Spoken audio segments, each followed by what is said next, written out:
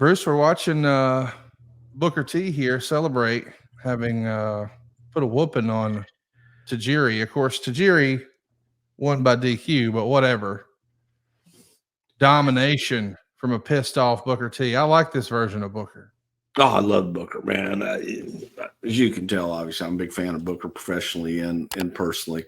But, one thing to point out, I think that if you look at Booker T from the day that he debuted till today, I bet you that some bitch can still wear that exact same pair of pants, probably whatever sport coats he had at the time. And he has always been in top-notch shape. And to me, that's, again, one of those intangibles that you don't always get with mega superstars. That's the reason that he is a mega superstar. Always kept himself in top-notch shape. Oh, to this day, son of a bitch is in top-notch shape. And he's just an incredible athlete, an incredible just credit to the business. And I think that's the reason that he has always been on top and the reason that he's always been a major player. We saw reports during this era that said once this story with DDP is done, Sara will not be back on TV. Is that because you guys weren't happy with her presentation? Did you think it humanized the Undertaker too much, or why was Sara sort of short-lived here? It was just a one-off program. I want to ask you about what, because in this era, this is where Steve Austin really got the whole what chant going. And there's a report in the Torch that says it wasn't created as much as it just happened. And once it did, and it organically hit, the right want to kill him. You hated it, didn't you? We loved it that night. Yeah. Hated it every night after. Yeah.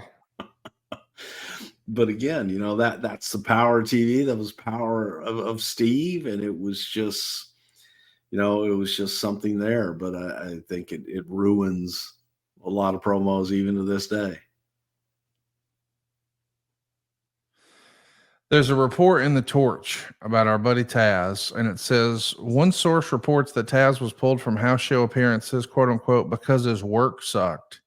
Taz continues to frustrate WWF officials by constantly complaining about various issues. He's 50 times worse than Dallas Page. Taz is a miserable, complaining, whiny bitch, one source said. Those familiar with Taz from his days in ECW say his attitude is actually worse now than it was back in those days. Do you remember, we just talked about Taz. You didn't mention any of this. Do you remember any sort of negativity from the office about being frustrated with Taz? I don't know really from the office, maybe from talent in general. But yeah, I've never heard this. See, here's the thing, look, man. Here's the thing. If you say anything, you're a whiner. You're a complainer. I see. Okay. You got to think, you got to understand where Wade Keller and Dave Meltzer and these people get their information. Okay. From, I don't know, maybe they do get some from office people. Probably most of it comes from talent that is disgruntled with something. So if Taz is getting any kind of push and Taz says, oh, God, I want to do this, then Taz is a whiner and complainer. And Taz, look, man, I could see, Taz being viewed as that. I just choose to view it differently. I like to look at it in a different perspective, if you will. Talk to us a little bit about, the creative that we're seeing right now. We've got DDP in the ring with Sara. Did you think this storyline at any point was snake bit, or do you think this thing wasn't a huge hit because Dallas wasn't invested in it?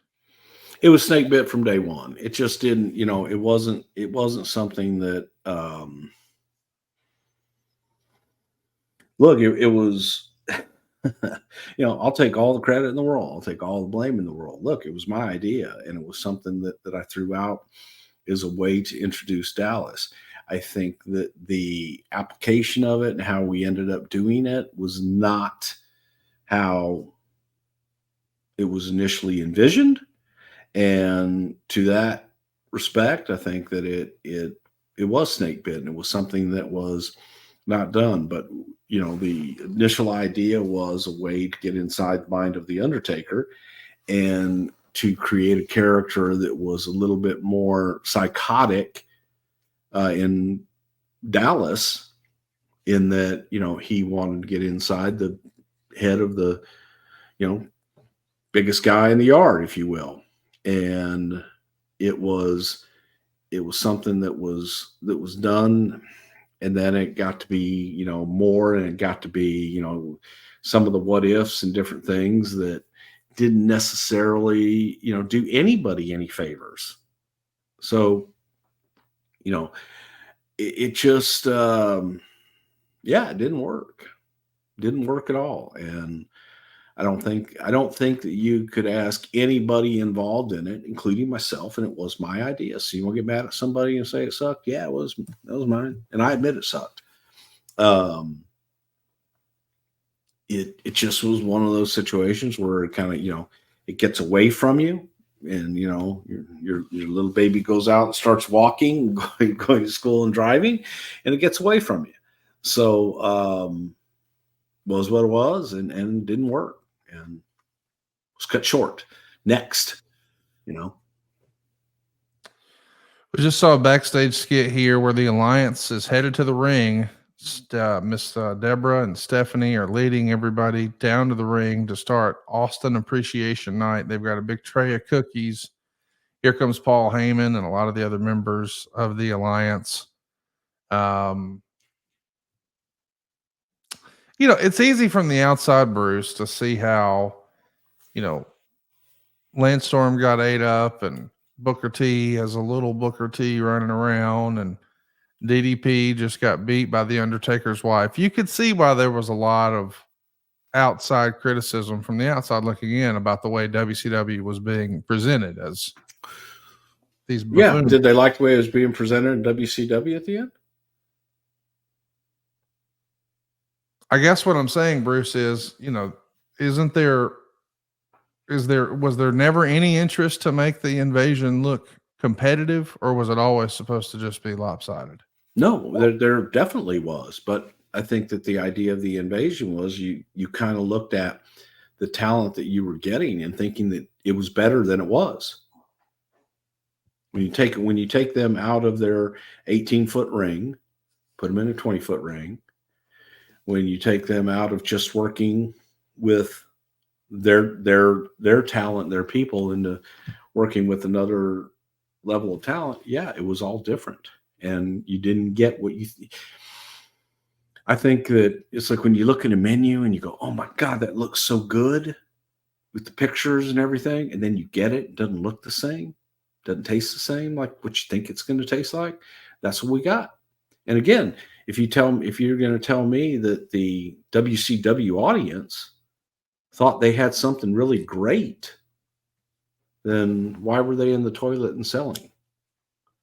So we were trying to work with what we had. We were trying to embellish it as best that we could, and I got it. The talent was realized it needed a lot more, and a lot of these guys needed to go back to school, or some just go to school in general, to bring them up to the same stature.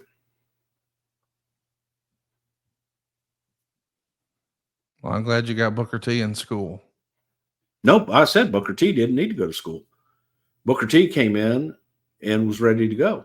Like I said, I'm glad we got Booker T.